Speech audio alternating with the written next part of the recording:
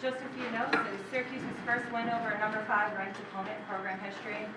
First home win over a top 5 opponent since 1996. And here's 300 win.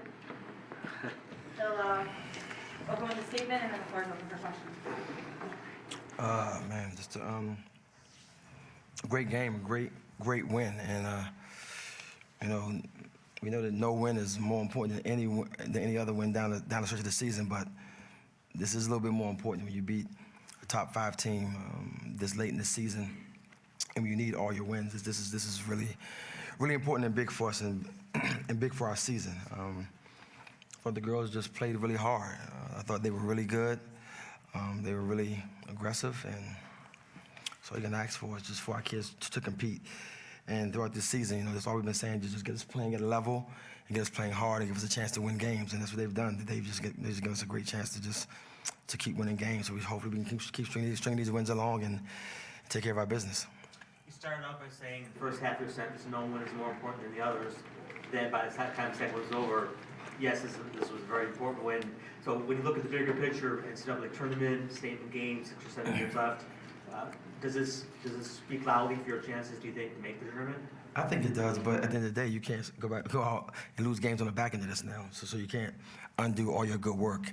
And that's why I kind of made those 2 statements, because obviously, you beat a top 5 team, it is what it is, and that's important. But now you can't go on the back end and now just start to drop games. You got to continue to build off this win. Louisville averages 75 points. You hold them to 51, force 22 turnovers. What went right with the defense that is sometimes kind of lacked in these games against top opponents?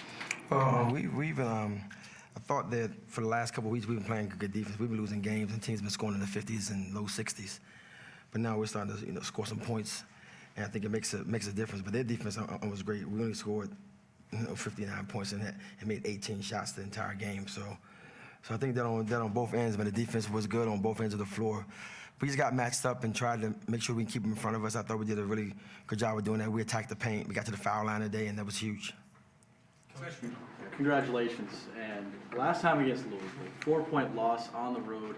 Game could have gone either way. Was there a sense of, hey, we can get them again, especially on home court? Well, we just knew that if we played well, that we had a chance to win this game and win every game that we played. There hasn't been many games where we played at a high level this year that we haven't won.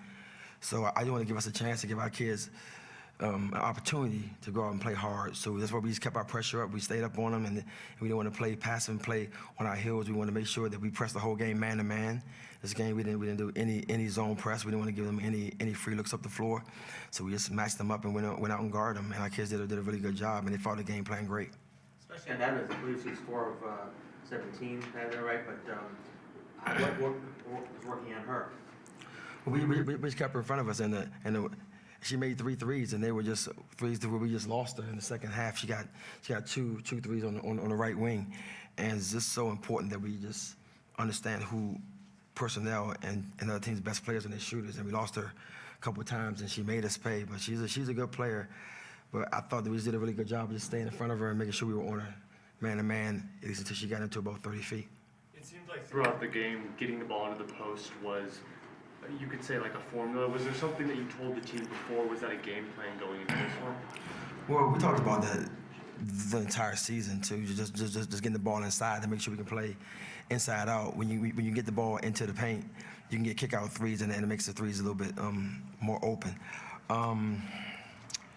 Maeva and Amaya are really good scorers when they can get to that midline, and then you put Emily on top of that, and Digna playing down low. They can score. So we just want to make sure that we keep giving them touches because they've been very effective and they shoot in a high percentage. So we want to keep getting the ball inside. 300 career wins. Can you talk about that? It's amazing.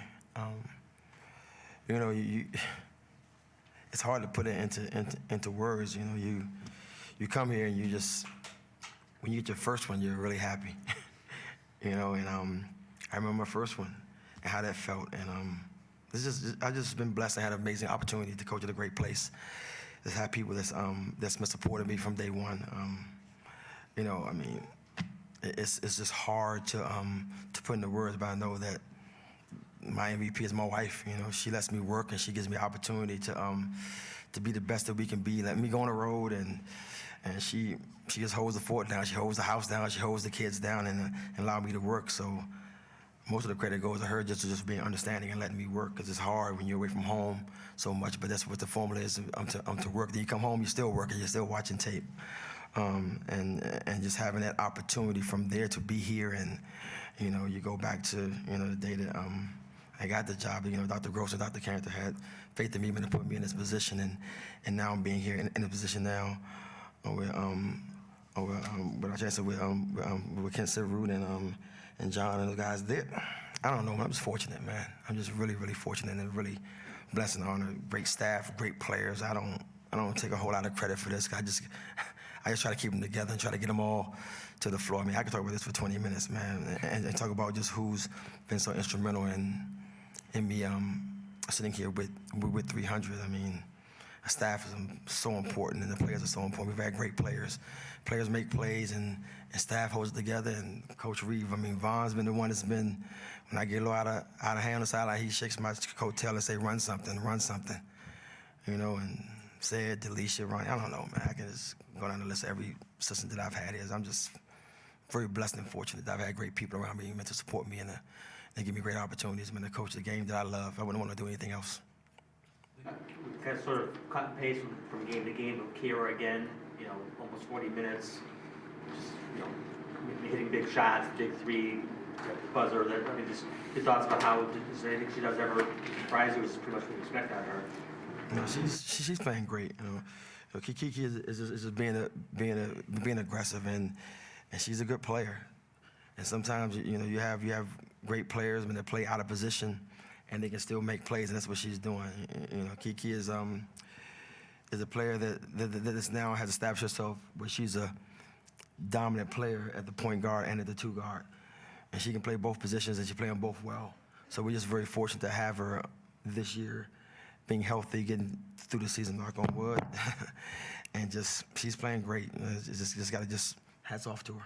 Louisville kind of made a run there. I think they cut to 4 or so, and then it seemed like you kind of just didn't flat and put the ball in Kiki's hands and kind of let her go to work. Was that something you kind of said to the team, just kind of let her sort of do what she's done and then deliver as she did all season? Well, we just wanted to be able to run our press offense and just be able to move the ball and get the ball to players that were open. And she did get the ball across half court, and we kept our dribble. We got into our press offense. We got somebody in the high post, and it worked out well for us.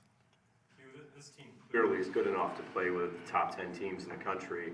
I guess the next question is, how do you bottle up this momentum, this energy, and disperse it throughout the rest of this season? But just keep playing the way we playing and just going to every game and be aggressive.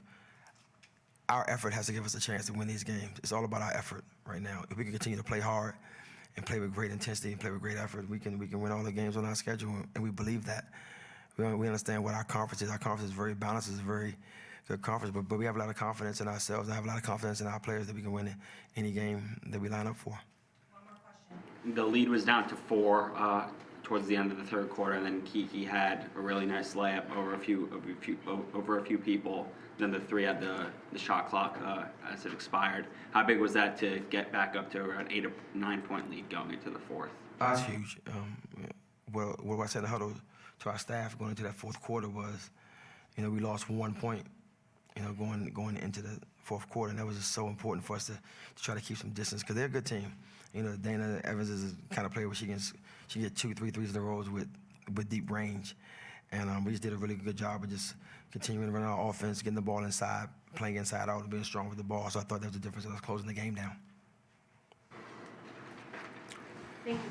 Thank you, guys. Thanks, Coach.